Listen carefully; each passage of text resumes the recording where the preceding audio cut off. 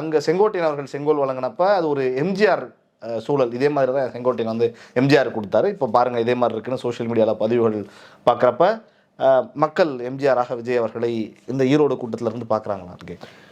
இல்லை, மக்கள் எப்படி பார்க்குறாங்கன்றது திரும்பவும் சொல்கிறேன். இது காசுக்கான கூட்டம் இல்லை, தன்னெழுச்சியாக வந்து நிற்கக்கூடிய கூட்டம்.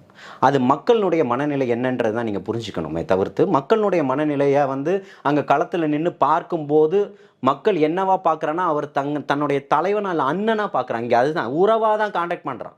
அவங்களுக்குள்ளே இருக்கக்கூடிய கனெக்டிவிட்டி வந்து ஒரு உறவாக இருக்குது. அண்ணன், நம்ம அண்ணன் வந்திருக்கிறாரு பார்க்கணும்னு சொல்கிறேன்.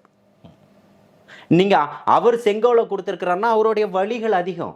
54 ஆண்டுகள் அந்த செங்கோலை பிடிச்சிட்டு அன்னைக்கு அவர் முதல்வராக பதவியேற்று வந்தவர், ஒரு இடைத்தேர்தலில் நிறுத்தி நம்மளை வெற்றி காண வச்சவர், தொடர்ச்சியாக 10 முறை நம்ம 9 முறை சட்டமன்ற உறுப்பினராக நம்மளை தேர்ந்தெடுத்த ஒரு கட்சியில் நம்மளை நிராகரிக்கும் போது அந்த செங்கோலை, அன்னைக்கு கொடுத்த செங்கோலை இங்கே கொடுக்கணும், அந்த ஆட்சி மக்களாட்சி தொடரணும்னு அவர் நினைக்கிறார்.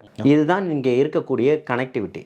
இங்கே தலைவனா கட்சிக்காக காசு வாங்கிக்கிட்டு சாப்பாட்டையும் வாங்கிக்கிட்டு வந்து நீங்கள் போடுற மாதிரி சொகுசாக உட்கார வச்சு டிஷர்ட் அடித்து பேட்ஜ் கொடுத்து எல்லாத்தையும் போட்டு கொண்டு வந்து அவங்கள உட்கார வச்சு சேர் போட்டு அவங்களுக்கு சாராயத்தை ஊற்றி கொடுத்து சாப்பாட்டை போட்டு வாகன வசதி ஏற்படுத்தி வந்த கூட்டம் அல்ல அது. மிகப்பெரிய ஒரு மாற்றத்தை உருவாக்கணும்னு வந்து நிற்கக்கூடிய கூட்டம். அங்கே பார்த்தீங்களா சின்ன சின்ன பிள்ளைகளினுடைய ஆரவாரத்தையும் எழுச்சியும் பார்த்தீங்களா? இன்னைக்கு ஒருத்தர் மேலே ஏறிட்டாருன்னு நீங்கள் சொல்கிறீங்க. எவ்வளோ பேர் அரசியல் பக்குவப்பட்டு பேச்சுக்களை பேசுகிறாங்க. அவர் 30 நிமிடங்கள் பேசியிருக்கிறாரு, இந்த அரசாங்கத்தை எதிர்க்கிறாரு.